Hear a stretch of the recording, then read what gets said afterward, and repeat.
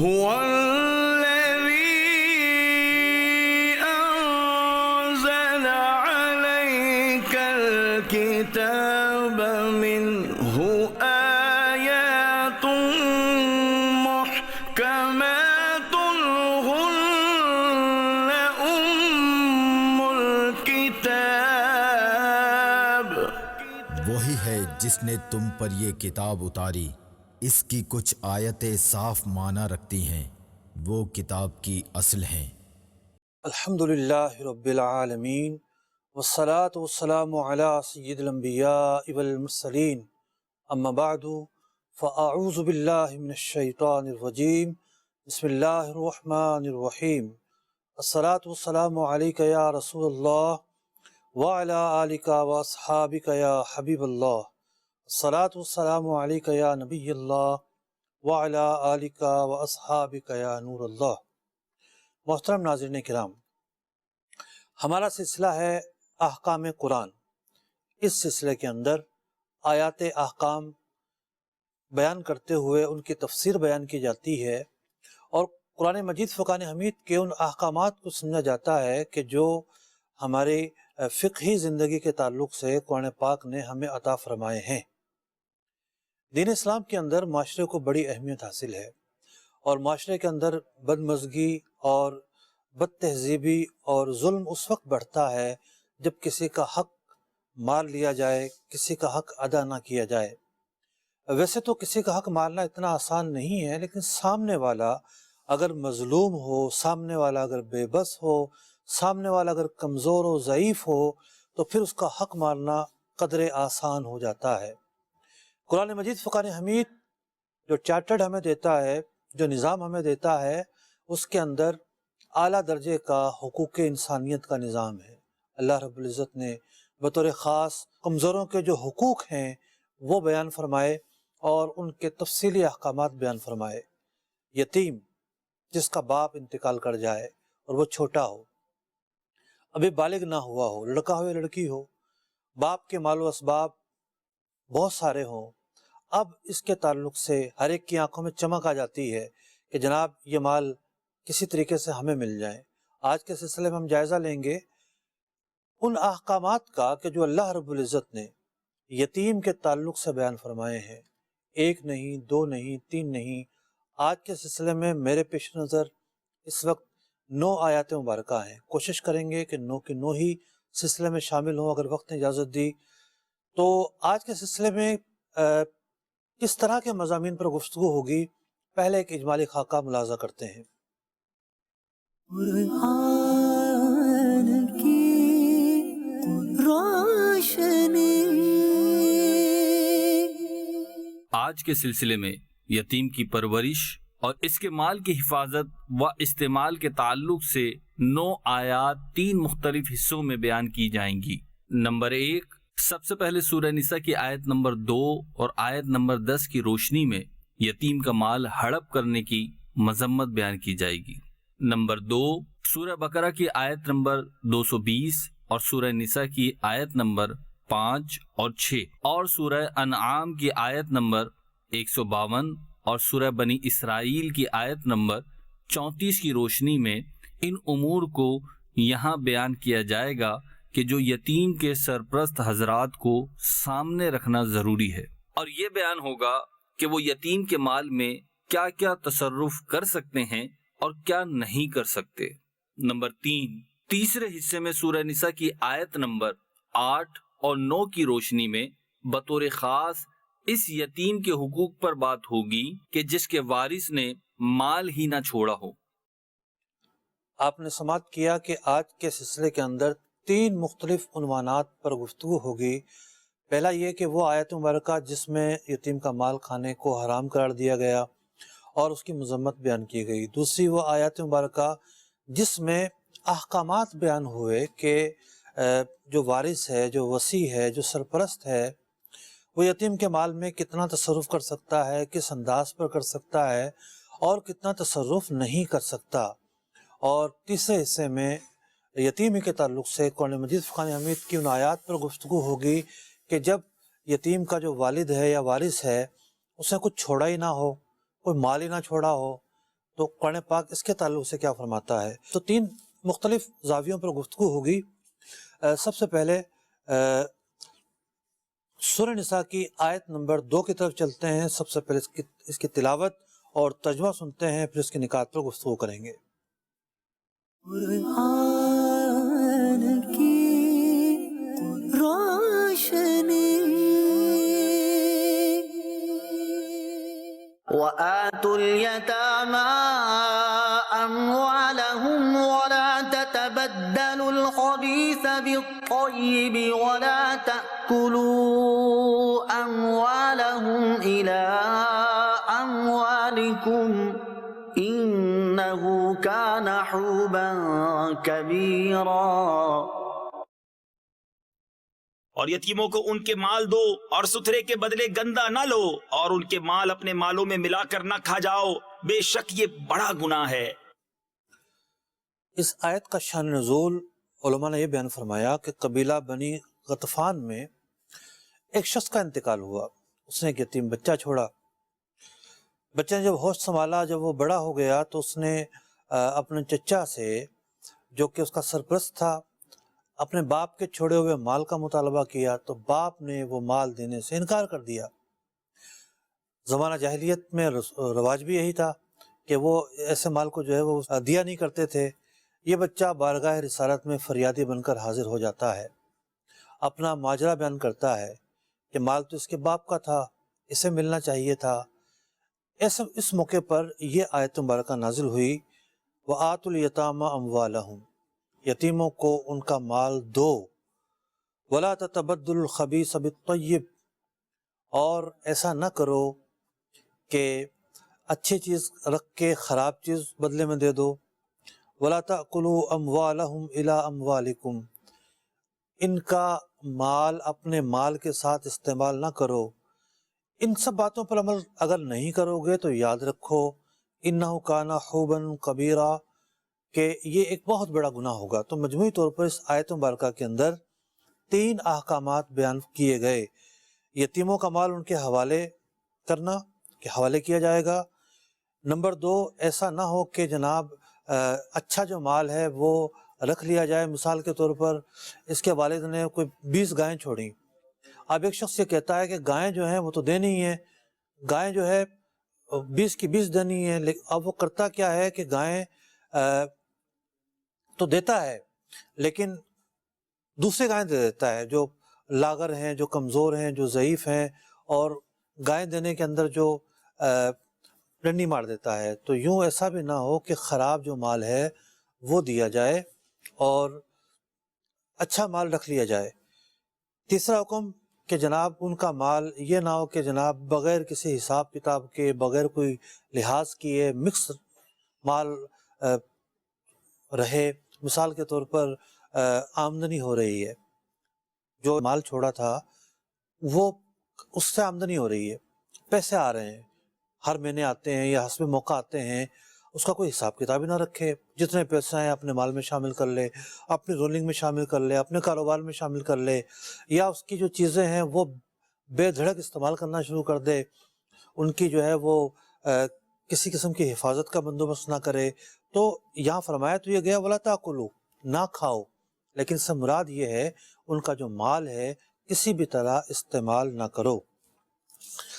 دوسری آیت مبارکہ سورہ نساء کی آیت نمبر 10، اس آیت مبارکہ میں اللہ رب العزت نے کیا ارشاد فرمایا؟ آئیے تلاوت اور ترجمہ سنتے ہیں۔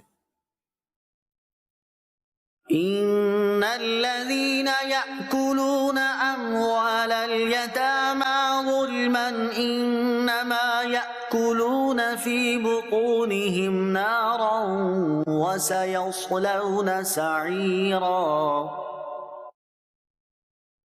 وہ جو یتیموں کا مال ناحق کھاتے ہیں وہ تو اپنے پیٹ میں نری آگ بھرتے ہیں، اور کوئی دم جاتا ہے کہ بھڑکتے دھڑے یعنی بھڑکتی آگ میں جائیں گے۔ یتیموں کا مال ناحق کھانا، اللہ اکبر۔ اس آیت مبارکہ میں واضح طور پر یہ فرما دیا گیا کہ جو ناحق بطور ظلم ان کا مال کھائیں گے وہ حقیقت میں اپنے پیٹ میں جو ہے وہ آگ بھرتے ہیں۔ حضرت ابو سعید خدری رضی اللہ تعالیٰ عنہ روایت کرتے ہیں نبی اکرم علیہ الصلوۃ والسلام نے معراج کی خبریں سنائیں، اور ہمیں یہ بتایا کہ ایک قوم کو آپ علیہ الصلوۃ والسلام نے دیکھا جن کے ہونٹ اونٹوں جتنے بڑے تھے، اونٹ کے جتنے بڑے ہونٹ تھے، اور فرشتے مقرر تھے جو انہیں آگ کے پتھر کھلاتے تھے، ان کے منہ میں وہ آگ کے دہکتے پتھر داخل کیے جاتے تھے اور پخانے کے مقام سے نکل جاتے تھے۔ رسول اکرم صلی اللہ علیہ وسلم نے ارشاد فرمایا کہ میں نے پوچھا ہے جبریل یہ کون لوگ ہیں؟ فرمایا یتیموں کا مال ظلمن کھانے والے لوگ ہیں۔ تو مقام غور ہے کہ اس آیت مبارکہ کے اندر واضح طور پر فرما دیا گیا کہ یتیموں کا جو مال ہے وہ ناحق طریقے سے نہیں کھانا۔ تو جب آپ کا ذہن یہ بن گیا کہ ناحق طریقے سے نہیں کھانا، تو آخر معاملہ کرنا کیا چاہیے؟ کون سے طریقے حق ہیں، کون سے ناحق ہیں، کون سا استعمال ان کی چیزوں کا روا ہے، کون سی صورتیں ہیں جہاں ان کی چیزوں کا استعمال جو ہے وہ ناروا ہے، کہاں آپ کیا حدود ہیں، کیا باؤنڈریز ہیں۔ جو اگلی آیات مبارکہ ہیں ان کے اندر اسی طرح کے احکامات بیان ہو رہے ہیں۔ آئیے سورہ بقرہ کی آیت نمبر 220 کی تلاوت اور ترجمہ سنتے ہیں۔ فی الدنیا والآخرہ وَيَسْأَلُونَكَ عَنِ الْيَتَامَى قُلْ إِصْلَاحٌ لَهُمْ خَيْرٌ وَإِن تُخَالِطُوهُمْ فَإِخْوَانُكُمْ وَاللَّهُ يَعْلَمُ الْمُفْسِدَ مِنَ الْمُصْلِحِ وَلَوْ شَاءَ اللَّهُ لَأَعْنَتَكُمْ إِنَّ اللَّهَ عَزِيزٌ حَكِيمٌ۔ اور تم سے یتیموں کا مسئلہ پوچھتے ہیں، تم فرماؤ ان کا بھلا کرنا بہتر ہے، اور اگر اپنا ان کا خرچ ملا لو تو وہ تمہارے بھائی ہیں، اور خدا خوب جانتا ہے بگاڑنے والے کو سنوارنے والے سے، اور اللہ چاہتا تو تمہیں مشقت میں ڈالتا، بے شک اللہ زبردست حکمت والا ہے۔ اب جب سورہ نساء کی آیت نمبر 10 نازل ہوتی ہے اور اتنا سخت حکم بیان کر دیا جاتا ہے کہ یتیموں کا مال کھانے والا اپنے پیٹ میں آگ بھرتا ہے، حضرات صحابہ کرام علیہم رضوان پر لرزہ طاری ہو جاتا ہے، اور وہ اتنی احتیاط برتتے ہیں کہ یتیموں کے ساتھ یتیموں کے جو اموال ہیں اور ان کے اپنے جو اموال تھے اس کا اختلاط بالکل ختم کر دیتے ہیں۔ یعنی پہلے یہ ہوتا تھا کہ مثال کے طور پر کھانا بن رہا ہے، اب پورے گھر کا کھانا بننا ہے، ایک فیملی برابر کی بھی ہے، اس میں بچے یتیم ہیں، تو چلے ان سے بھی کچھ راشن لے کے ہانڈی میں ڈال دیا اور دونوں گھروں نے کھانا کھا لیا۔ پہلے یہ ہوتا تھا۔ اب جب انہوں نے اتنے سخت احکام سنے تو انہوں نے ان کا جو راشن وغیرہ تھا وہ اپنے راشن کے ساتھ ملانا بند کر دیا۔ حالانکہ ایسا نہیں ہوتا تھا کہ وہ ان کے راشن پر ہی اپنی ہنڈیاں بناتے ہوں ساری، بلکہ اپنا جو ہے وہ حصہ پورے طور پر ملایا کرتے تھے۔ تو جب یہ آیت مبارکہ نازل ہوئی سورہ نساء کی آیت نمبر 10، تو انہوں نے یہ معاملہ ختم کر دیا۔ ان کی ہنڈیاں الگ پکتی، ان کی ہنڈیاں الگ پکتی۔ اب اگر یتیم ایک دو فرد ہی ہوتا مثال کے طور پر اس گھرانے کے اندر، تو اتنا جو کھانا بنتا وہ ضائع ہو جاتا، اور پھر ممکن ہے کہ مشقت وغیرہ بھی ہوتی ہو۔ تو جب یہ احتیاط حضرات صحابہ اکرام علیہم رضوان نے کرنا شروع کی تو پھر سورہ بقرہ کی آیت نمبر 220 نازل ہوتی ہے۔ اس آیت مبارکہ کے اندر اللہ رب العزت کیا ارشاد فرماتا ہے کہ وَيَسْأَلُونَكَ عَنِ الْيَتَامَى، لوگ یتیموں کے بارے میں آ کے سوال کرتے ہیں۔ حضرت عبداللہ بن رواحہ رضی اللہ تعالیٰ عنہ یہ ساری صورتحال دیکھ کر بارگاہ رسالت میں حاضر ہوئے، یا رسول اللہ صلی اللہ علیہ وسلم، اب لوگوں نے احتیاط تو کرنا شروع کر دی ہے، لیکن اب اس کے کچھ جو ہے خرابیاں ظاہر ہو رہی ہیں، تو اگر اختلاط کی اجازت دی جائے، تھوڑا بہت مکس رہ کر کمبائن جو ہے نا سسٹم کر کے گزارا کیا جائے، اس کی آپ اجازت عطا فرمائیں۔ تو اس موقع پر سورہ بقرہ کی یہ آیت نمبر 220 نازل ہوئی۔ فرمایا گیا قُلْ إِصْلَاحٌ لَهُمْ خَيْرٌ، ان کا بھلا چاہنا بہتر ہے، اچھی بات ہے، یتیموں کا بھلا چاہنے میں خیر ہی خیر ہے، کوئی شر کا پہلو نہیں ہے۔ فرمایا گیا وَإِن تُخَالِطُوهُمْ، اگر تم ان کا مال اپنے مال کے ساتھ یا اپنا مال ان کے مال کے ساتھ شامل کر لیتے ہو، فَإِخْوَانُكُمْ، تو وہ بھی تمہارے بھائی ہیں۔ یعنی اس آیت مبارکہ میں اس کی اجازت دی گئی۔ فرمایا گیا وَاللَّهُ يَعْلَمُ الْمُفْسِدَ مِنَ الْمُصْلِحِ، اللہ تبارک و تعالیٰ جانتا ہے کون مفسد ہے، کس کی نیت خراب ہے، اور کون مصلح ہے، کس کی نیت اچھی ہے، کون حکمت پر عمل پیرا ہے، کون بہتری پر عمل پیرا ہے۔ تو اس آیت مبارکہ میں اس بات کی اجازت دی گئی کہ جو ان کی چیزیں ہیں وہ اگر مل جاتی ہیں، مکس ہو جاتی ہیں، تو ایک معروف طریقے کی حد تک اس کی گنجائش ہے۔ اس کی ایک مثال تو میں نے عرض کی کہ کھانا بن رہا ہے، اس کی فیملی کا کھانا بھی ہے، مثال کے طور پر ایک بھائی کا انتقال ہو گیا، اس کی فیملی اوپر رہتی ہے، باقی برابر میں رہتے ہیں یا نیچے رہتے ہیں، اب ایک ساتھ یہ انڈیا بنانا چاہتے ہیں، کچھ حصہ ان کا ڈالنا چاہتے ہیں، تو اس اعتبار سے کہ بھی جتنے افراد ہیں اتنا حصہ ڈالیں ان کا، تو یہ ٹھیک ہے۔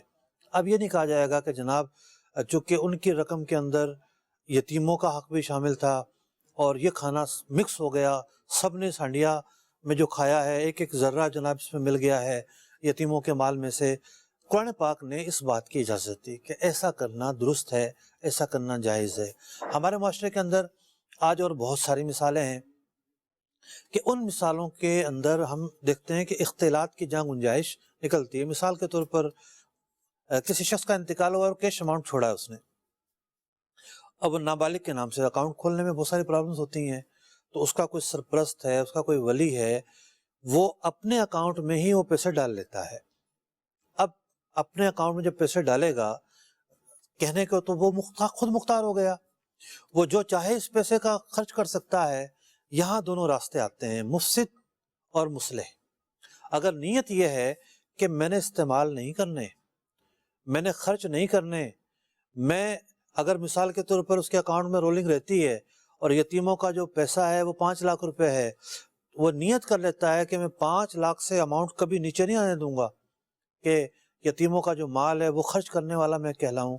ان اچھی نیتوں کے ساتھ وہ ان کا مال اپنے اکاؤنٹ میں رکھتا ہے، کوئی برائی نہیں ہے، ضرورت ہے، گنجائش اس کی موجود ہے۔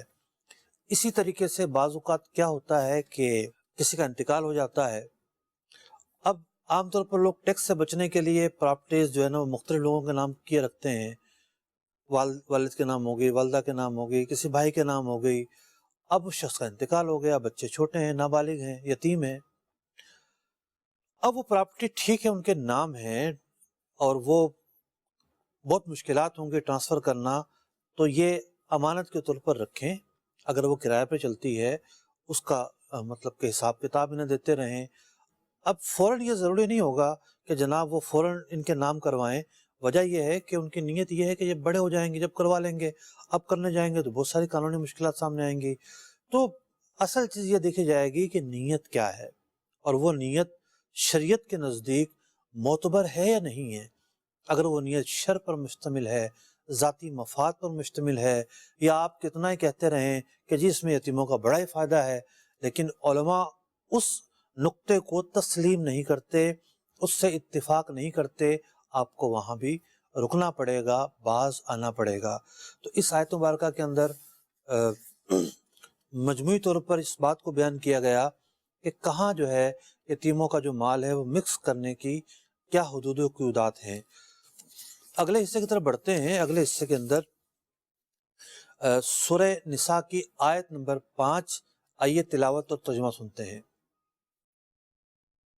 وَلَا تُؤْتُوا السُّفَهَاءَ أَمْوَالَكُمُ الَّتِي جَعَلَ اللَّهُ لَكُمْ قِيَامًا وَارْزُقُوهُمْ فِيهَا وَاكْسُوهُمْ وَقُولُوا لَهُمْ قَوْلًا مَعْرُوفًا۔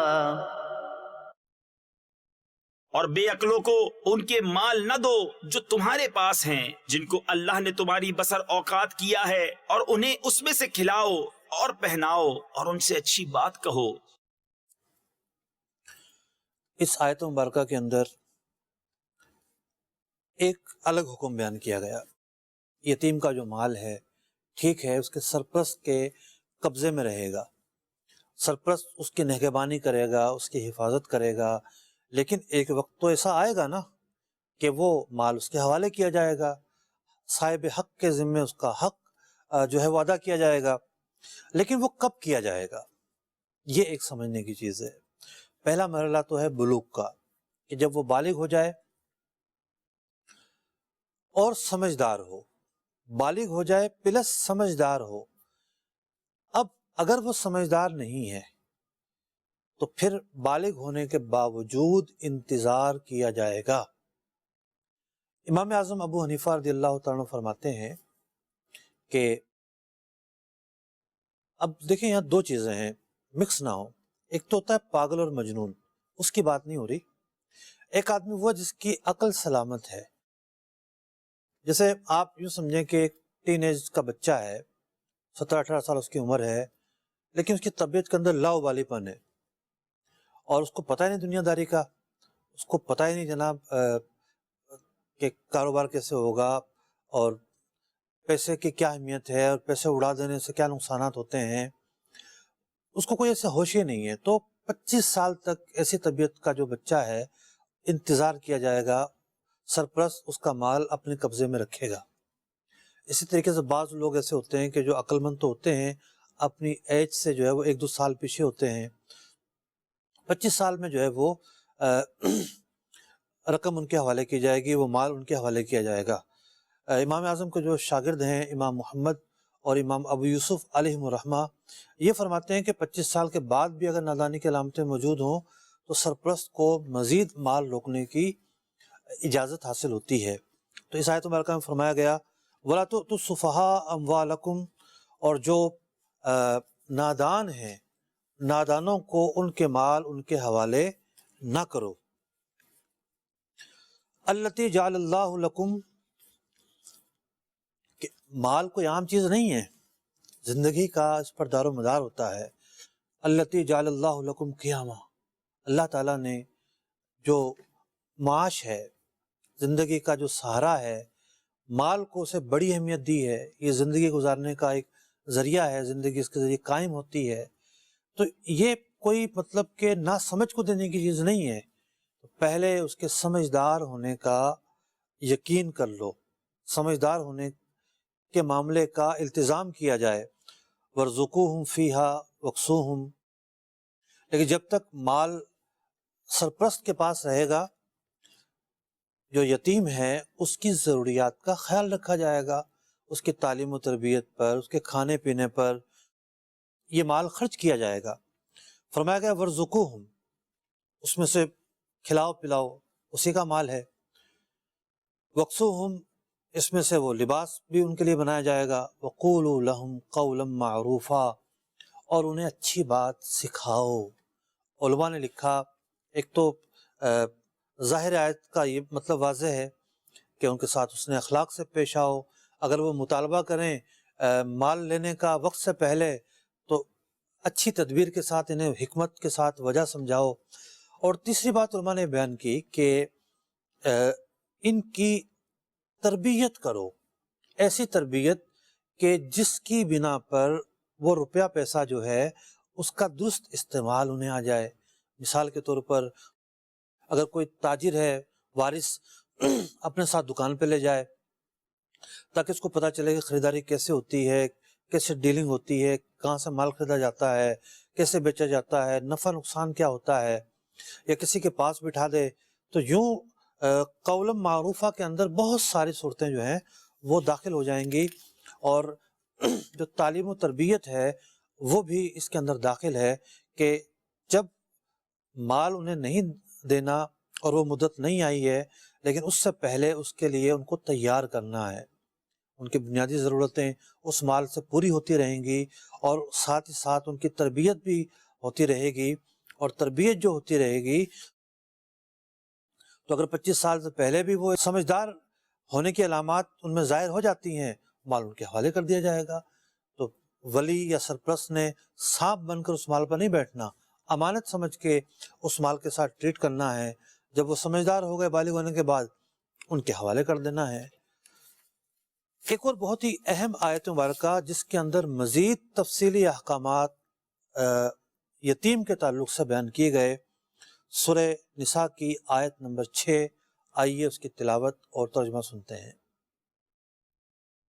وابتلوا اليتامى حتى إذا بلغوا النكاح فإن آنستم منهم رشدا فادفعوا إليهم أموالهم ولا تأكلوها إسرافا وبدارا أن يكبروا ومن كان غنيا فليستعفف ومن كان فقيرا فليأكل بالمعروف فإذا دفعتم إليهم أموالهم فأشهدوا عليهم وكفى بالله حسيبا۔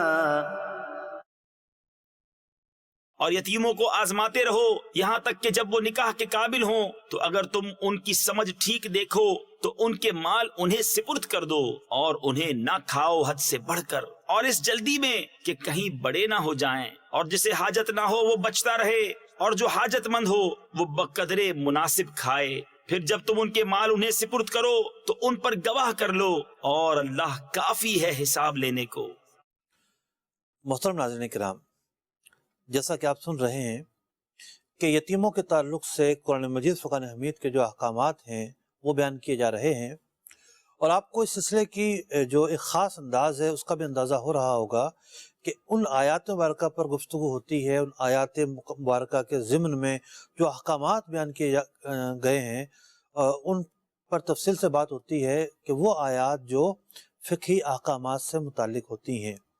تو ولی، سرپرست، وصی، یہ ایک پورا فقہی مفہوم ہے۔ بچے کا جو ہے ولی مختلف لوگ ہو سکتے ہیں، مثال کے طور پر دادا زندہ ہے تو دادا ولی ہوگا، چچا ولی ہو سکتا ہے۔ اسی طریقے سے بچے کی جو مال کی نگہبانی ہے اس کے تعلق سے بھی مختلف تفصیل موجود ہے، اور پوری بات یہ چل رہی ہے کہ جو بچے کا مال ہے اس کا ولی یا سرپرست جو ہے وہ کس انداز میں استعمال کر سکتا ہے، کس انداز میں نہیں کر سکتا۔ کچھ باتیں ہم نے پچھلی آیات مبارکہ کے ضمن میں سماعت کی۔ سورہ نساء کی آیت نمبر 6 میں مزید اہم اور بنیادی احکامات بیان کیے جا رہے ہیں۔ اس آیت مبارکہ میں بنیادی طور پر 6 احکامات بیان کیے گئے۔ پہلا حکم یہ بیان کیا گیا وَابْتَلُوا الْيَتَامَى، جو یتیم ہیں ان کی آزمائش کرو، امتحان لو ان کا۔ یعنی جب مال آپ کے پاس ہے اور یہ مال آپ نے ان کو دینا ہے، ان کو سپرد کرنا ہے، اس سے پہلے وَابْتَلُوا الْيَتَامَى، ان کی آزمائش کرو، ذرا دیکھو، تھوڑے بہت پیسے دے کر دیکھو کہ یہ کہیں ضائع تو نہیں کرتے، اڑاتے تو نہیں ہیں، سمجھداری ان کے اندر آ گئی یا نہیں آ گئی۔ اب ذرا غور کیجئے آپ کہ قرآن مجید فرقان حمید نے مال کے بارے میں کیا فرمایا کہ زندگی کا قیام ہے اس کے اوپر، یہ اہم ذریعہ ہے معاش کا، انسان کا کھانا پینا پہننا، لباس، گھر، کرایہ کا گھر ہے تو اس کا کرایہ، یوٹیلیٹی بلز، یہ سب کے سب مال کے محتاج ہیں۔ تو مال کوئی ضائع کرنے کی چیز نہیں ہے، اور خاص طور پر کسی اور کا مال ہے تو پھر تو ایسا نہیں ہونا چاہیے کہ مال مفت دل بے رحم، اور زیادہ تر دوسروں کے مالوں پر لوگوں کا یہی رویہ ہوتا ہے۔ تو خاص قرآن پاک نے اولیاء کو، سرپرستوں کو یہ ہدایات دی کہ ان کے مال کے تعلق سے اہم ترین احتیاطیں برتنی ہیں۔ تو پہلا حکم یہ بیان ہوا کہ جناب ان کی آزمائش لینی ہے، اس سمجھدار ہوئے یا نہیں ہوئے۔ فَإِنْ آنَسْتُم مِّنْهُمْ رُشْدًا، اگر تم سمجھو کہ سمجھدار ہو گئے ہیں، بالغ ہوئے، بالغ ہونے کے بعد سمجھداری کی جانچ ہوگی 25 سال تک کی عمر تک، اور 25 سال کی عمر سے پہلے ہی 18-20 سال میں بھی سمجھداری کے علامات ظاہر ہو سکتی ہیں۔ تو جب سمجھتے ہو کہ یہ سمجھدار ہو گئے، فَادْفَعُوا إِلَيْهِمْ أَمْوَالَهُمْ، اب ان کی جو امانتیں ہیں ان کے سپرد کر دو۔ اچھا، ایک بات واضح رہے کہ ہمارے ہاں ایسا نہیں ہوتا کہ کسی کا انتقال ہوا ہے تو صرف یتیم بچے ہی وارث ہیں، ایسا نہیں ہوتا۔ مثال کے طور پہ کسی کا انتقال ہوا ہے، اس کے گھر اس کی بیوہ بھی ہے، اس کے بچے بھی ہیں، اس کے ماں باپ بھی ہیں، تو سب کا جو حق ہے اس مال کے اندر ہوتا ہے۔ بیوہ کا اپنا حصہ ہوتا ہے، ماں باپ کا اپنا حصہ ہوتا ہے۔ تو یہ حضرات حسب موقع جب چاہیں اپنا حصہ وصول کر سکتے ہیں، اور مال جب تقسیم ہو تو جو نابالغوں کا حصہ ہے وہ الگ کر دیا جائے۔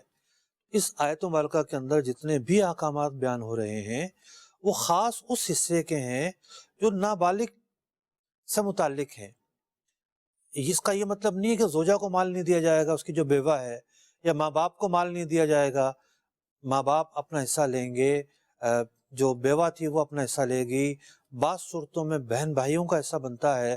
مثال کے طور پر مرنے والے نے بیٹا نہیں چھوڑا، زوجہ چھوڑی ہے، بہن بھائی چھوڑے ہیں، تو اس کی زوجہ کو بھی ملے گا چوتھا حصہ، اور بہن بھائیوں کو بھی ملے گا، اور اس کی بیٹی کو بھی ملے گا۔ ایک بیٹی ہوگی تو اپنا آدھا حصہ ملے گا، دو بیٹیاں ہوں گی تو دونوں کو جو ہے وہ 2/3 ملے گا۔ تو یوں بقیہ وارث اگر نابالغ ہو تو محروم نہیں ہوتے۔ اچھا، بعض اوقات کیا صورتحال ہوتی ہے کہ چیز ایسی ہوتی ہے جسے تقسیم نہیں کیا جا سکتا۔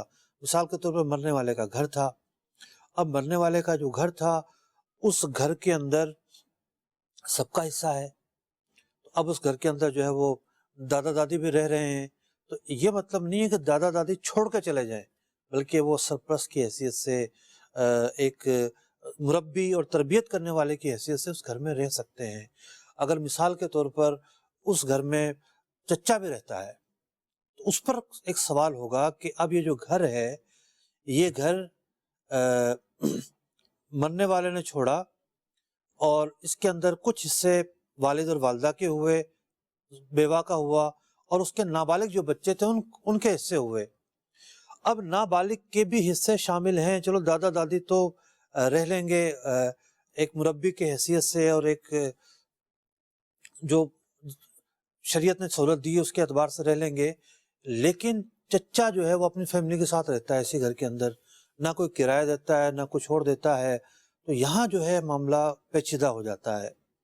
دادا جب موجود ہے تو چچا ولی بھی نہیں ہے کہ اس کی کوئی نہ کوئی گنجائش نکالے جائے۔ تو یوں نابالغ کے مال کے حوالے سے بہت ساری بے احتیاطیاں پائی جاتی ہیں۔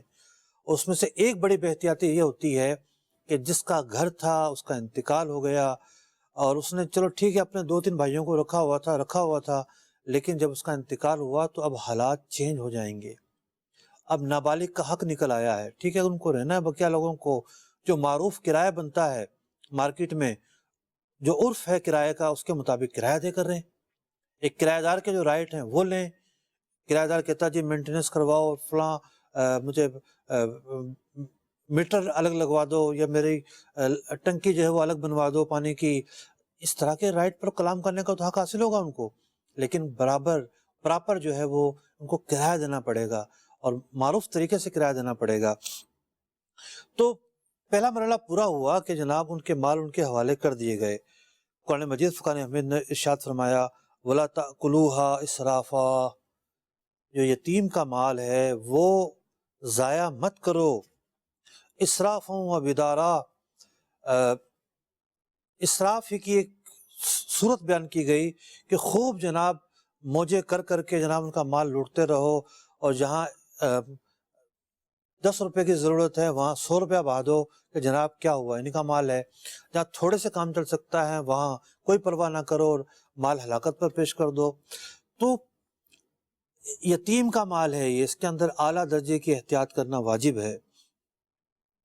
فرمایا کس لیے اپنا یہ سارا اسراف کرنا شروع کر دو، ان یکبرو، کہ بڑے ہونے سے پہلے تو جناب یہ بڑے ہونے کے بعد تو پھر اپنا حق مانگنا شروع کر دیں گے، موجے کر لو جتنی کرنی ہے ابھی، اور لوٹو اور پھوٹو، یہ والی جو ہے وہ صورتحال چل رہی ہو۔ تو بات یہ ہے کہ یتیم کے مال کے حوالے سے بڑے سخت احکامات ہیں۔ اللہ رب العزت اگلے حصے میں سے آیت مبارکہ میں فرماتا ہے وَمَنْ كَانَ غَنِيًّا، اور جو غنی ہے، اس کا جو ولی ہے، اگر وہ غنی ہے جو ان کی پرورش کر رہا ہے، نگہبانی کر رہا ہے، فَلْيَسْتَعْفِفْ، تو اس بات کی اجازت نہیں کہ وہ یتیم کے مال سے کچھ کھائے پیے، گھر میں کھانا پکتا ہے اپنا حصہ شامل کرے اگر وہ غنی ہے تو۔ ومن کانا فقیرہ، اور جو فقیر ہے، محتاج ہے، اس کا جو ولی ہے وہ محتاج ہے، فلیاکل بالمعروف، تو پھر یہ ہے کہ وہ اپنی جیب سے مطلب کہ کھانے میں پیسہ ڈالے، یہ ضروری نہیں ہے۔ ایسا ولی یتیم کے مال سے بہت ضرورت کی حد تک کھانا پینا کر سکتا ہے۔ اب علماء نے لکھا کہ اس کا یہ مطلب نہیں کہ روزانہ جناب گھر میں مرغے مسلم بنیں گے، اس بات کی اجازت حاصل نہیں ہوگی۔ ہاں کبھی کبھی گوشت بنتا ہے تو چلے گا، لیکن بہت ہی سادگی کے ساتھ، یہاں تک کہ علماء نے کپڑوں پر بھی کلام کیا کہ جب یہ یتیم کے مال سے پہننا بچھونا کرے گا تو اس طرح کے کپڑے ہوں، اس طرح کے نہ ہوں۔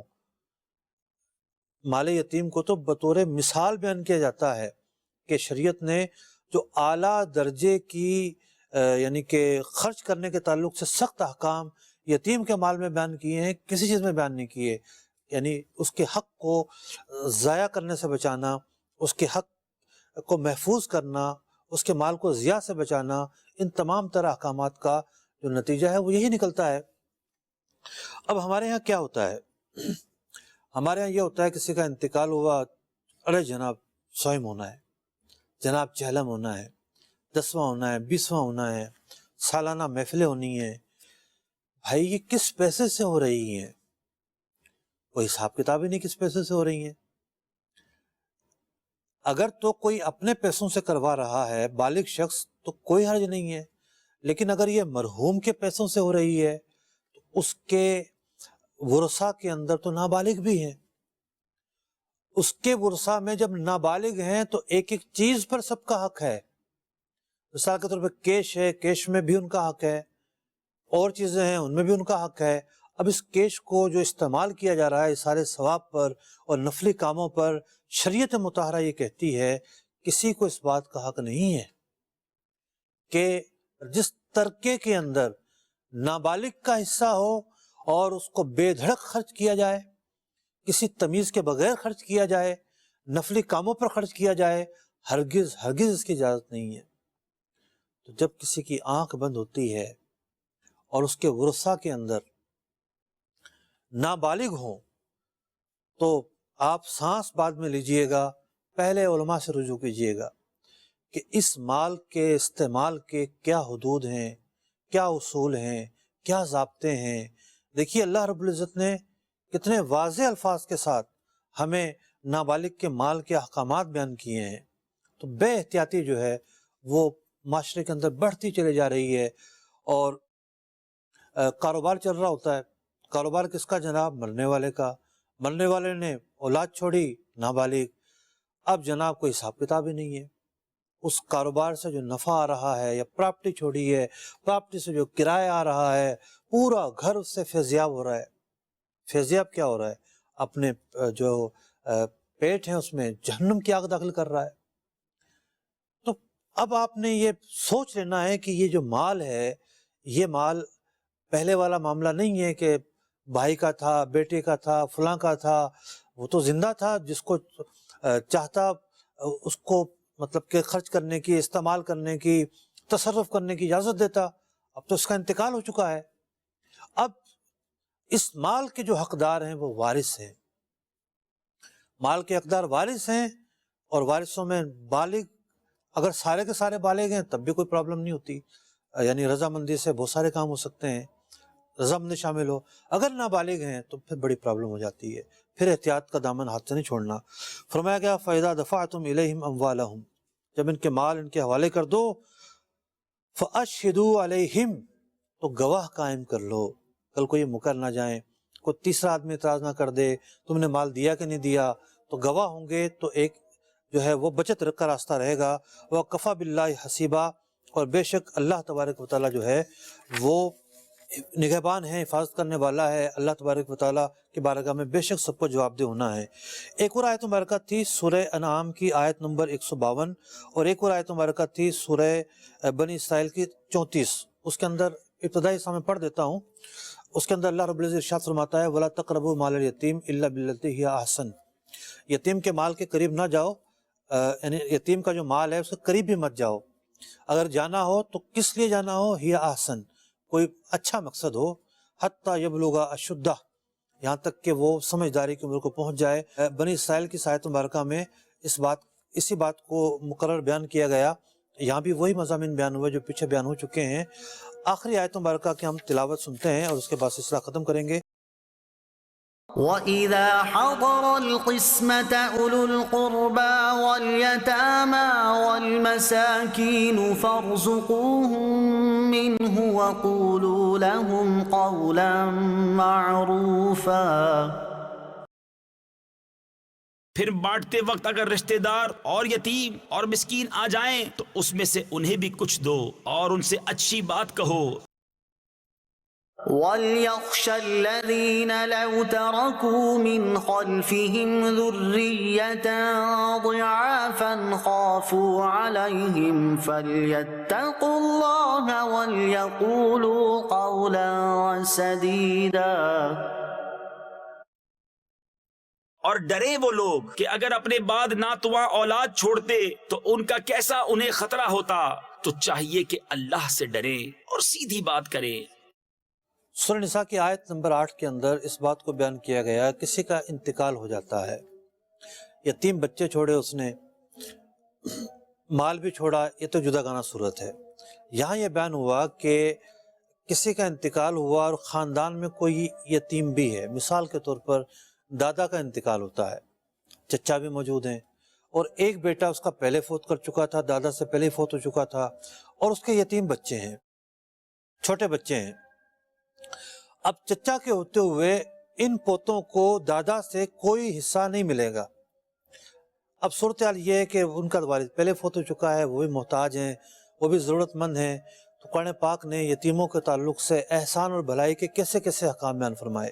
تو اس آیت مبارکہ میں بیان کیا گیا کہ اگر یتیم کسی موقع پر موجود ہوں، خاندان میں ترکہ تقسیم ہو رہا ہو اور یہ یتیموں کا حق نہ بنتا ہو، یہ وارث نہ بنتے ہوں، انہیں مت بھولو۔ جو ورثہ ہیں، ترکہ لینے والے جو ہیں، جن کا حق بنتا ہے، اگر وہ بالغ ہیں تو انہیں چاہیے اپنے حصوں سے یتیم کو بھی کچھ دے دیں۔ اذا حضر القسمۃ اولو القربى والیتامى والمساکین، جب وراثت تقسیم ہو رہی ہو اور ایسے موقع پر کچھ یتیم آ جائیں، مسکین آ جائیں، قرابت دار آ جائیں، یعنی قرابت دار موجود ہوں ایسے موقع پر، زندہ ہوں، محتاج ہوں، یا کوئی یتیم پایا جاتا ہو، تو فرمایا گیا فَارْزُقُوهُم مِّنْهُ، کچھ حصہ انہیں بھی دے دو۔ یہ ایک استحبابی حکم ہے، ایسا دے دیا جائے تو اچھی بات ہے۔ وَقُولُوا لَهُمْ قَوْلًا مَّعْرُوفًا، احسان مت جتلانا بلکہ انہیں اچھے طریقے سے دینا اور ان کے ساتھ اچھا قولی رویہ رکھو۔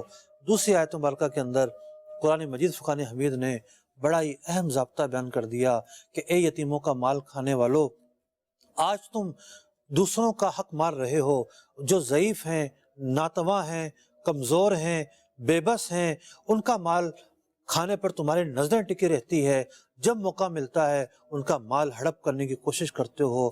ذرا غور تو کرو، جب تمہارا انتقال ہو جائے ذرا وہ تصور تو لے کر آؤ، اور تمہارے بچے چھوٹے ہوں اور ان کا کوئی مال کھائے تو پھر کیا جذبات ہوں گے۔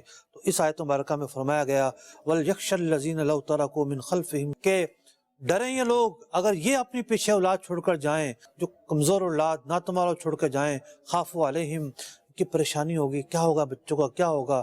جب تم اپنی اولاد کے بارے میں یہ احساسات رکھتے ہو کہ بچوں کا کیا ہوگا، تو دوسروں کی اولاد کی، جن کے تم نگہبان ہو، جن کے تم ولی ہو، ان کے مال کیوں ہڑپ کرتے ہو۔ فَلْيَتَّقُوا اللَّهَ، اللہ سے ڈرو، وَلْيَقُولُوا قَوْلًا سَدِيدًا، اور سیدھی بات کہو۔ اللہ رب العزت سے دعا ہے اللہ تبارک و تعالی ہمیں جو کچھ یتیموں کے احکامات ہم نے سنے ان پر عمل کرنے کی توفیق عطا فرمائے، آمین بجاہ النبی الامین صلی اللہ تعالی علیہ وسلم۔ قرآن کے